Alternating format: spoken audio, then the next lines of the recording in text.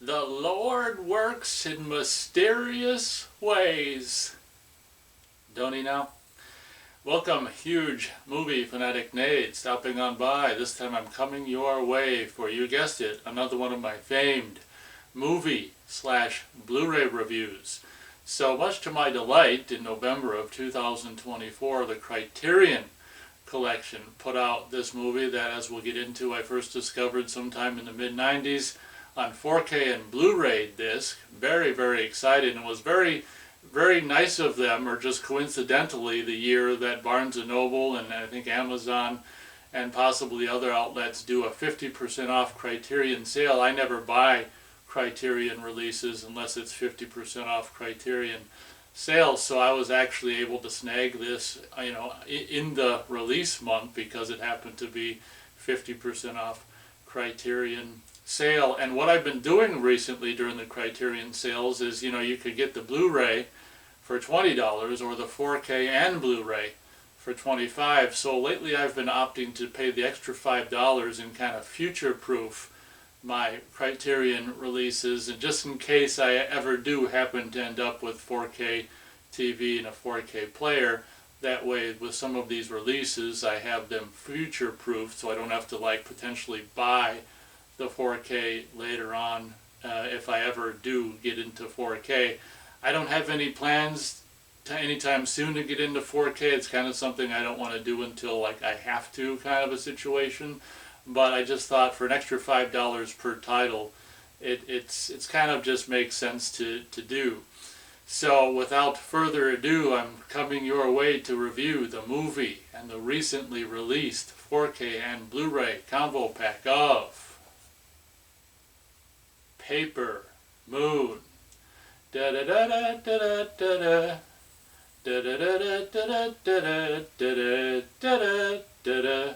So my history with this movie goes all the way back to sometime in the mid-90s. 1994, I got my first Laserdisc player, and then at Video Update you could rent and purchase Laserdiscs, so I did a lot of Laserdisc renting that I never end up getting, purchasing and stuff. I did end up putting because no Laserdisc, or at least as far as I'm aware of, there was no such thing as a copy-protected Laserdisc.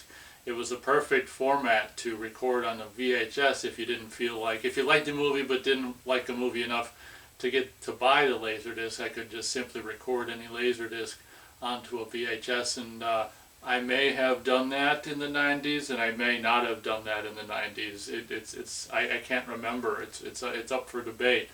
But if I did do it, I may have or may not have copied Paper Moon Laserdisc onto VHS in the mid-90s. But the version, I don't know how many Laserdisc versions there were of this, but I got probably if there were more than one, it would have been probably the last Laserdisc release. I think it came out in 1989, called the Paramount Directors Series, in which Peter Bogdanovich does an intro, which is actually, with a little bit of I don't know if it's the only kind of behind the scenes bit where Peter Bogdanovich is talking and stuff. Incidentally, that is featured, that little segment from the Paramount Director Series Laserdisc release is actually possibly the intro as well, and maybe that's an all one thing, I can't remember, but I think all that stuff, or at least some of that stuff from that Paramount Director Series Laserdisc release, is actually featured in the supplemental materials on the 4K and or Blu-ray release from Criterion. So that's interesting. But when I saw this right off the bat, it was probably 95 or 96, and at this point I was already kind of really into Stanley Kubrick and Orson Welles and Alfred Hitchcock. And one thing I really liked about the movie was, a movie from the early to mid-70s that was shot in black and white, I thought was cool. I've always been a fan ever since I was a teenager and exposed to movies like Dick Tracy and The Rocketeer and Old Time Radio. I've always been a fan of the early, the first half of the 20th century, so this period movie really interested me at the time. Well, still does, obviously. And I thought it was just a really, really kind of a cool, quaint, small little movie that doesn't involve a whole lot of characters, but it's got a whole hell of a lot of heart. And I think a lot of that heart stems from the absolutely amazing casting, situation that we've got going on with this movie with Ryan O'Neal and of course his daughter. I don't know if this is, I'm kind of going to assume this is the only movie she's been in, or at least as a kid, I'm not 100% sure, but if she went on to do any more acting, which she may not have, this is, I think, basically her film debut. And I gotta tell you, man, from day one when I first saw this in the mid-90s, I was like, wow, what a, that kid's pretty freaking amazing in this movie. But not only that kid, later on, Madeline Kahn has a servant girl, if you will, that is also probably a teenager when they filmed this, who is also really good. There's a really cool scene between just the Tatum O'Neal or Tatum O'Neal, maybe, Tatum O'Neal, and this Madeline Kahn's servant girl in the back of a rumble seat. And just a scene between those two, which is really fun. So one thing right off the bat that I want to say about this movie that I think is probably the most magical part of it is that it's like Ryan O'Neal and his real life daughter, this little girl who's like just tremendously good as this character. And what's really perfect about the storyline for this movie is I'm gonna try not to go into all that in depth of that. You should really see this movie if you're interested in this kind of stuff, or maybe even if you're not interested in this kind of stuff. It's really a great movie. But the thing that's just so perfect about actually casting Ryan O'Neal's real daughter in this movie is in the plot. It's possible that the character that she plays is his daughter in the movie. There's this kind of situation at the very beginning where there's this funeral for the Tatum O'Neal's mom in the movie, who was like I guess we kind of come to find out was a prostitute, probably like an escort or prostitute, just made a living off entertaining men, as it were.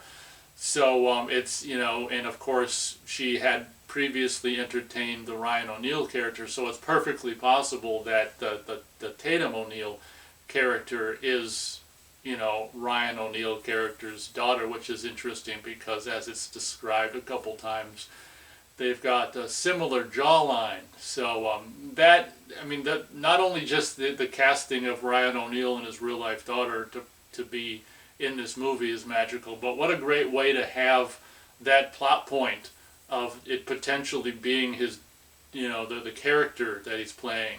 Those two characters that Ryan O'Neal and his daughter play in the movie, they're potentially within the movie related as well, which just makes the casting of father and daughter make all the more sense in this movie. So it's not an epic movie by any means. It's a very simple movie, probably normal running time of probably around 90 minutes, maybe a little more, and it just revolves around this Ryan O'Neal character who's kind of just he's a crooked like Bible salesman. He scams people. He looks in the obituaries and to see a dead husband, and he goes to the widow's door and says, with a Bible, with the name printed on it and stuff that he prints on himself, like your husband ordered this Bible weeks back and I'm just delivering it. Now you're not obliged to take it or pay for it, but and of course they all just do it. He's a scam artist basically in the 1930s.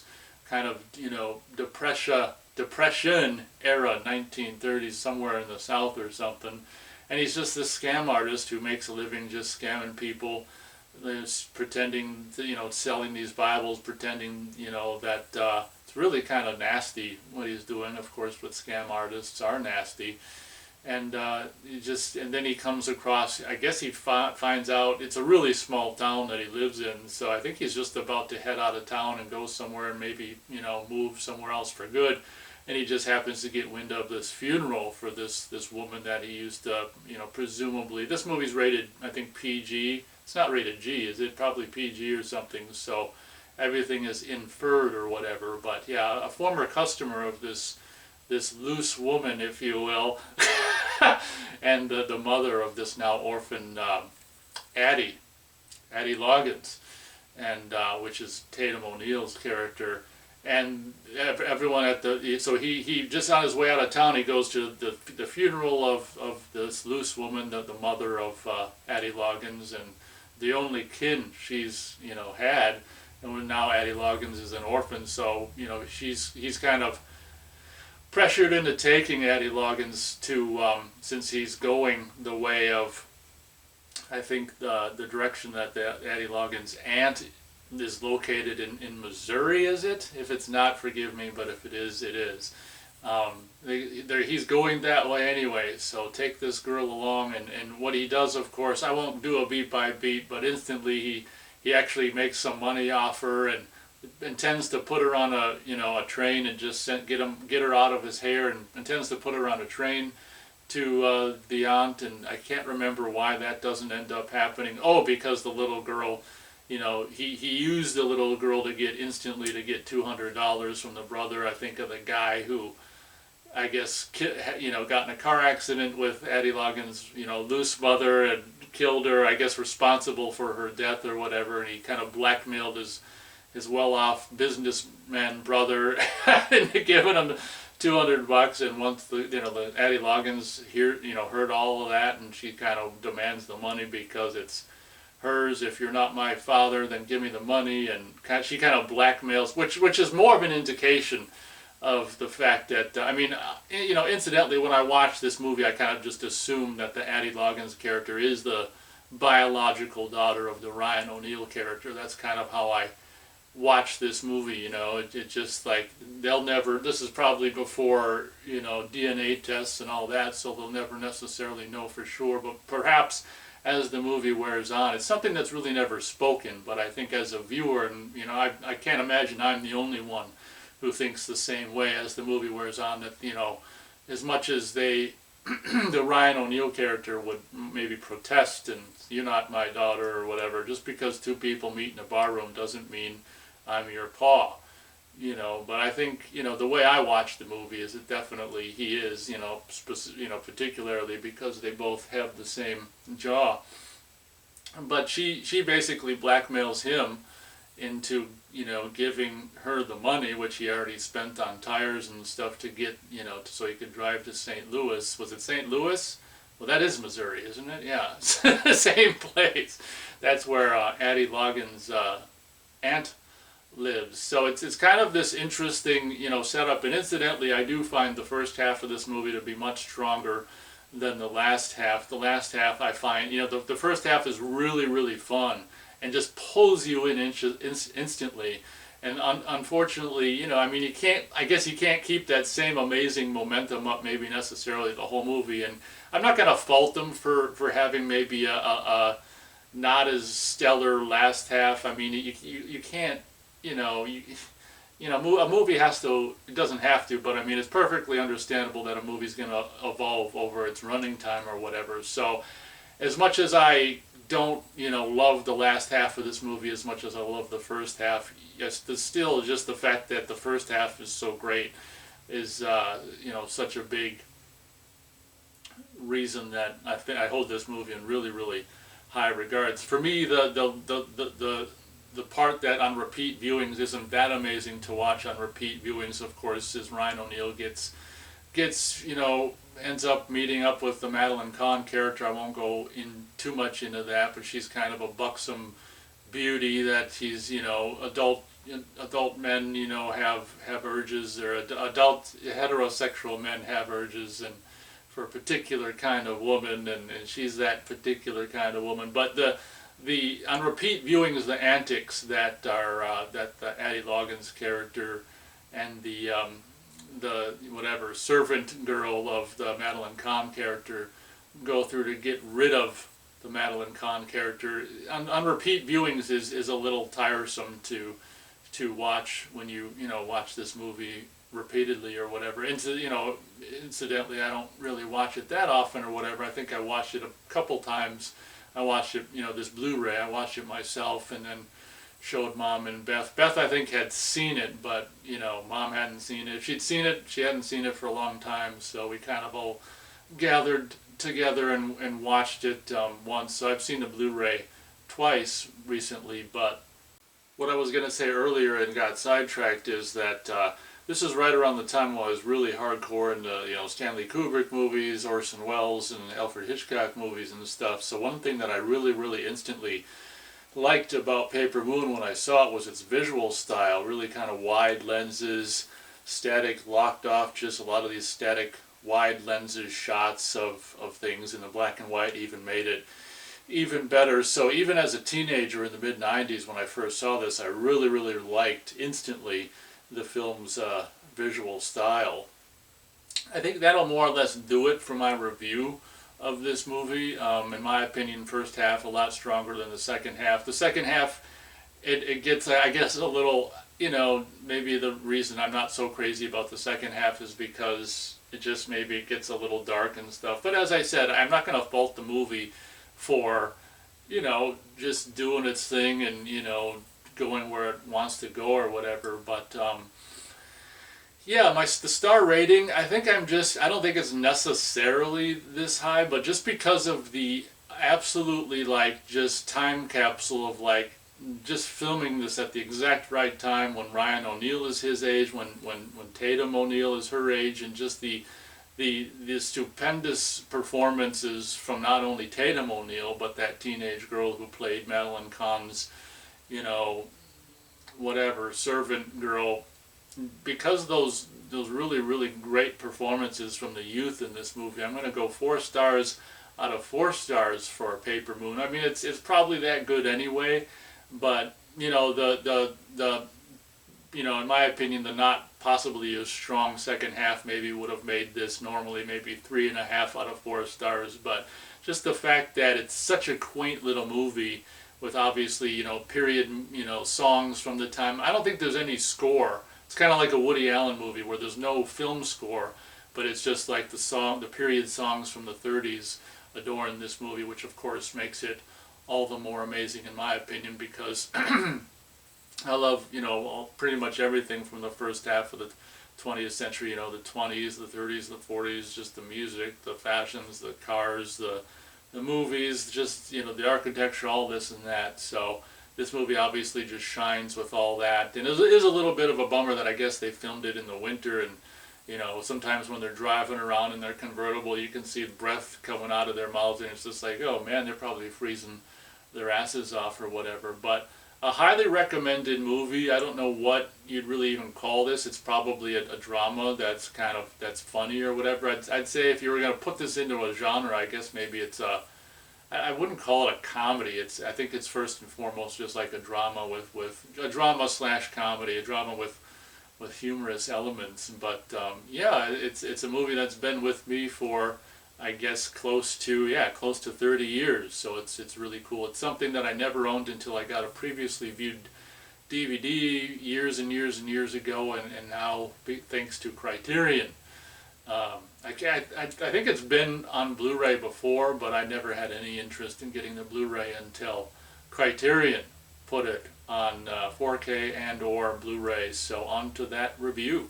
As you already know, I opted for the 4K / Blu-ray combo of Paper Moon on Criterion, I guess 4K and Blu-ray.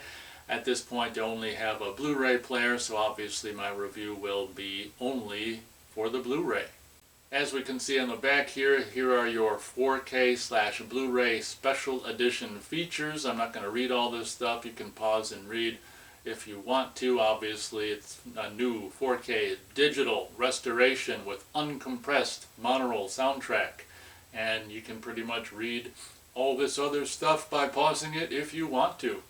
Happy to say this is an absolute stellar Blu-ray presentation of this classic movie, and it's presented here in its actual intended aspect ratio of 1:6. The visual and audio presentation is absolutely stellar. Obviously blows the hell the DVD the hell out of the water. The DVD that I got years and years ago and still have, obviously it blows that the hell out of the water. No image or sound anomalies that I noticed to report. As Criterion's been doing as of late very often, something I'm not particularly thrilled about, the digibook releases. There's a lot of times with like Night of the Living Dead and other releases as well that they've put out that have been digibook releases. I'm not as big a fan as digibook releases because they don't have the benefit of the protective plastic case, so over time this is going to get, of course it's not going to get handled probably that often, but over time it's going to get worn in the edges and this and that going to wear away. But one thing I will say about the choice for making this release a digibook that was really, really cool, and it's really kind of a cool touch that they did, as we'll see here. As we can see, the digibook insert thing, or whatever the hell you want to call it, the area where the discs are housed in, slips out of the main cover fit sleeve thingy, and they kind of do like a half-assed reproduction of Addie Logan's little frickin', what would it have been, like a cigar box that she kept all of her belongings in, and throughout the course of the movie she kept all of their fortune, their paper fortune, in the cigar box. So the cigar box plays a really big part in the movie, so it's kind of interesting to see Criterion kind of trying to do a kind of a half-assed recreation of it. I think they probably couldn't use the actual brand, so they kind of did their own version of it by making it like it's only a paper moon sailing over a cardboard sea. Yeah, I mean, I think they obviously changed I can only assume the cigar box in the movie was a real cigar box, so I think they changed this obviously for potential copyright infringement purposes, but that's really, really cool. If you look on what would be the, I guess, bottom of the cigar box, or the bottom of this pull-out area that houses the discs, you can see it says the Criterion Collection, New York, New York, continuing the cigar box theme. As you can see around the edges, it says Paper Moon Premium Cigars. But that's only half of the coolness of this packaging. As we can see, if we open it up, on the inside of the cover flap there, it continues on this kind of little bit of artistry here. We've got, it's only a paper moon, but it wouldn't be make-believe. Oh, so it's like the lyrics of the song, but you can see here on the top corner, 5 cents straight, 3 for 10 cents. So, basically, kind of like making their own cigar brand based off of the title of the movie, I guess, and the lyrics of the song. Pretty interesting. I will say, when I first opened this, and you're going to see exactly what I first saw when I first opened this, a bit of me was like, it was almost like opening a gift. It was something that doesn't really happen when I open Blu-ray releases normally, but knowing this movie, obviously, when I first got this release and opening this up to the site I did, and being familiar enough with this movie to get it, when I opened this up, I gotta tell you, I mean, maybe it's because I'm getting on in years, pushing 50, but there was a little bit of like an emotional, I didn't start crying or anything, but it was like opening a gift or something on my birthday. It was like an unexpected detail, which of course I'll show you right here when I open the lid. And if you know the movie, this will make all the sense to you. It was pretty touching, a little detail that they didn't have to add, but they added. As you can see here, I'll show you what I saw when I was like, wow, that was a really cool addition here. Opening up the flap to see the, like a reproduction of the picture that Addie gives to the Ryan O'Neal character, who I guess is Mose in the movie. A reproduction of that picture, even a reproduction of the version signed by her. Obviously, I can only assume, I don't know if they would have had access to this original prop, or if they just, since they scanned the movie in 4K, they could probably just get this image from the movie itself and make a kind of a reproduction of that photo, even the signed version, which it actually, it was just this really, really unexpected detail that it was just this, I gotta tell you, that's a big point, or whatever, in Criterion. Criterion scored with me, some brownie points with this, because that's just so cool. Instead of a booklet, they included this unfoldable, folded piece of paper that's got all this important, quote-unquote, information on it. Incidentally, I never read this stuff. I can read. I just basically prefer not to read. I'm more of a watcher. I like to watch, so that's why I'm a movie fan, among other things. But this two-sided foldable, unfoldable piece of paper with all this information is also included. And on this one side, as you can see, they kind of offer up a certain kind of a rendition of like the original theatrical poster art, with the main characters included on here, with the little girl smoking, which I know was kind of like this, I don't know what the hell kind of a thing that was at the time, like, ooh, kind of pushing boundaries at the time this movie came out. Taking a closer look at the discs housed in here, I mean, it's kind of interesting how they make it look like the discs are housed inside the cigar box. You've got pictures of cigar box contents, including this character here circled in the obituaries. I'm assuming that's an actual kind of a character, from the movie, the paper from the movie. I can only assume. We got a used match here. Yeah, Mr. Rudolph Morgan Pearl. Yep, that's the character that was referenced in the movie. Someone that the Ryan O'Neal character was trying to scam. At this evening in Paris Cologne, I think, is that her mom's stuff or whatever that was in the cigar box that she splattered all over herself to try to get some kind of a reaction from the Ryan O'Neal character. But as you can see here, you've got your two discs, Blu-ray disc on top because I don't have 4K, and underneath is the 4K UHD disc with some other information on here. Oh, on the 4K UHD disc, there's the $20 bill with the Happy Birthday Addie, the fake thing that's supposed to be from the aunt that they used to scam the shop clerk, and an unused brand new match. Well, how's that for details? And M. Stanley, Elvira's probably the widow, and yeah, you can see they really have fun with like the contents of the the cigar box thing, and even utilizing the contents of the cigar box on the discs themselves. And if you take both discs out, you can see the kind of the contents. They continue to do the contents of the cigar box, in this case with a bunch of 20s. There's an admit one, probably for the carnival. Looks like a used match. What else do we got there?